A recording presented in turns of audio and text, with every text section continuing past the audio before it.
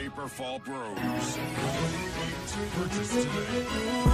Ako'y binagbala, natagpuan ko na ang hinahanap kong dalaga. Siya ang Diyosa na buhay ko.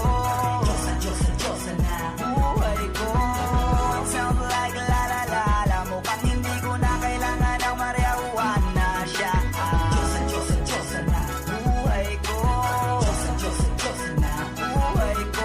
Akala ko wala ng kwenta ang buhay ko, pero sa'yo ay nagkakulay ito.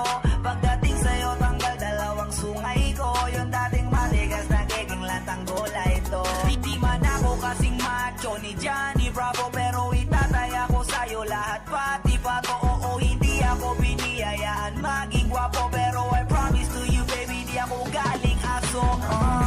If you ask me, kung bakit nahilog sa'yo si Scuster Clean, alam ko kasing di ka basta-basta, babe. Tapos yung dating mo napakalakas pa, see? Isa pa, goddamn, you so hot like fire. You're so fly, lampas sa sky. Gusto kita and I won't deny. Pag napasakin ka, Diyos ko po inaya. Ako'y binagbala, natagpuan ko na ang hinahanap kong dalaga. Siya ang Diyosa na buhay ko. Diyosa na buhay ko.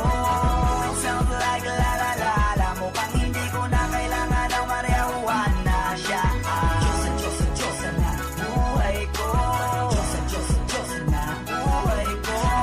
Nakilala ko na ang babae, tinitingala ko sa tuwing ako ay tambay. Ramdam ko talaga ang mga bagay, lalo na sa panahon na ako'y nakikibagay. Misa na tumagay na bandaan pa, sabi nila sa akin nalapita ko na. Pagkakataon ko na na makausap ko siya, ako ay nataranta. Teka lang, ano ba? Sabi ko naisip at isa panaginip, na akala ko'y